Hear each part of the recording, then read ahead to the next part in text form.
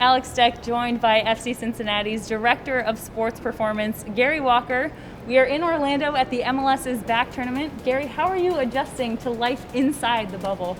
Well, it's different for sure. This is my first interview in a mask. I'm smiling underneath though, Alex, so just so you know that. Now we're starting to get used to being here now. We arrived here on Monday. The hotel is really big, so the first few days, I don't know if you were like me, but spend a lot of time trying to find the meal rooms and the gym and the meeting rooms and stuff like that, the testing. But now I think everyone's starting to become more acquainted to it and that sort of thing. So I think myself and the staff and the players are adjusting well. And now they have color-coded tape on the floor to tell you where to go. Yeah, they didn't have that when we were here. Just wish they had that on Monday when we first got here and we were walking around. But now I think we're starting to get adjusted now, starting to settle in. Definitely a lot of abnormal circumstances. I mean, the training sessions are limited to 90 minutes. Mm-hmm. You can't leave the resort unless you're going to a training session, and if you want to book a workout for the team, you actually have to reserve the room because you're sharing it with two other teams. How have you had to change a normal plan here in Orlando versus if you were working with the team back in Cincinnati? Mm-hmm. Well, it's took a lot of planning. I think that's the first thing, and we have a team of people that have worked to plan this. We have to work with the other MLS teams, so we share both the gym and the pitches with a number of teams, so we have some communication in terms of that, in terms of planning our schedule. And I think what we've had to do is try and work together to make some allowances either way, to try and plan what the best schedule is for us. If we were in Cincinnati, we have a number of pitches. We can train for any amount of time that we want to. We're not restricted by that. We have a gym and a treatment room and all the facilities that we have on site, which are all here, but they have to be scheduled at different times. So what it requires us to do as professionals, practitioners and staff is to be as efficient as possible with the time that we have. When we're on the pitch, we have to get messages to the players quickly and efficiently, and everything else around it has to be scheduled and booked in advance. So what it forces us to do is to be really well planned. So what is a normal day like for you if you're talking about having everything planned out and scheduled? So we're up pretty early. It's breakfast. Then we'll meet with the players. We ask all our players every morning to fill in a subjective appraisal. So we'll ask them how they're feeling. Do they have any issues, any soreness, anything like that? So we can try and then direct what they're going to do on that day. After that, the players will be weighed and then they'll go to breakfast.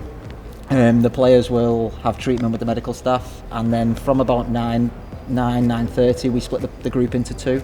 We do activation, so we class the activation as like a pre-training preparation.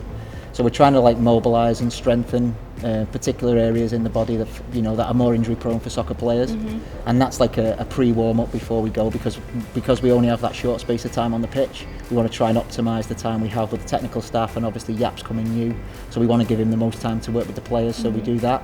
The players will then train the short bus ride to the facility. We train on the pitches. We'll come back, we'll weigh again, because obviously the heat and the humidity, our players are going to lose a lot of fluid through sweat, so we weigh the players again there to try and optimise or individualise their hydration for the rest of the day. Players will have lunch. The afternoon generally looks like it's a pool recovery session, or we'll do a gym session, and that's been spaced out accordingly. And then after that we'll try and analyse the training data, so our players always wear GPS for training, so we'll look at that information after training. Evaluate really as the session give us what we want from a physical perspective. Then I'll have a meeting with the medical staff after training to see how the players have worked in the training session. If there's any issues, that's going to affect the next day's training. Then I'll have another meeting with the technical staff and the manager in terms of again evaluating what we've done on that day. What things do we need to do on the day after? Do we need to change the plan that we've got? And that's pretty much about it. Then if I've got time, I'll FaceTime my wife, speak to my daughters, and then go to bed. So yeah, early mornings, long days, and we've got to try and manage the players in the best way possible. Absolutely. I won't ask how many hours it is. It's a very full day. Yeah, no, it has been.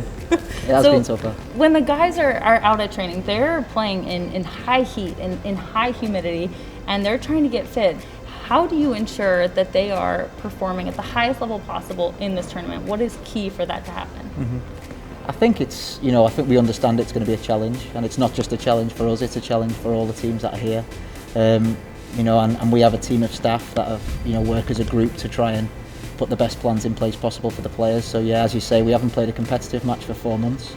It's not been possible for us to play a competitive friendly. So, our first match against Columbus is going to be, derby match, and it's it's an important match, and it's the first match that we're playing in 4 months. We had the 2 months shutdown with obviously the lockdown and the suspension of the league. But what we've been able to do is to go from individual training to group training, with small group training in the middle. So we've been able to gradually progress the work that the players have been doing. And then the last sort of couple of weeks we've been able to train as a full squad, and then we've come here a little bit earlier to try and get used to the conditions. The main thing is really the conditions. So it's not so much a fitness issue, it's how you deal with the heat, but most importantly the humidity. So the humidity is so high here, so you sweat stays, and you'll know sweat stay on your skin. You don't evaporate the sweat off your skin, so players get warm very quickly. So it's being able to try and cool the players using drinks breaks, but it's ultimately maybe which teams can adapt to the conditions the best. Right. They're going to be maybe the most successful here. So we've come here a little bit earlier to try and get used to those conditions to give our players the best chance possible. You're talking about those conditions. One of the things that really stands out to me is the kickoff times for these games and how unusual they are. I mean, the Columbus game, like you mentioned, the first one is at 10:30 at night. Yeah. Then 5 days later, you're going to play at 9 o'clock in the morning. And finally, the last match of the group stage is less than a week later, and that one is at 8 o'clock at night. So how do you ensure that these guys are preparing as much as possible so that they are physically ready to go on match day? Well, 10:30 is my bedtime, so I'll have to get used to that. You and me both. Yeah, and I don't think many players have played a game at 9 a.m. maybe since they were kids. So, right. So as you say, real big differences and challenges for the players in terms of being ready and prepared and in an optimal state to play at them times. So what we try and do in the initial period, maybe the first week or so, is try and keep things on a similar routine to Cincinnati in terms of the time of the day that we train. And then as we get closer to the games and the matches that we're going to play, we'll shift the time that we train closer to them kick-off times. That allows the players to get used to the heat and the humidity, so the climate at that time that they're going to play, get used to the light. So we're going to play in the night at 10:30, it's going to be dark, get used to the floodlights, etc. We'll do that, and then we go from the 10:30 right to the 9 o'clock. If I had a preference, I would have played the 9 o'clock one first and then the 2 night games, because you only have to really switch ones. But we've got to go 10:30, then 9 a.m. So after a couple of days, we'll then try and train earlier in the morning, just so again players can get used to that.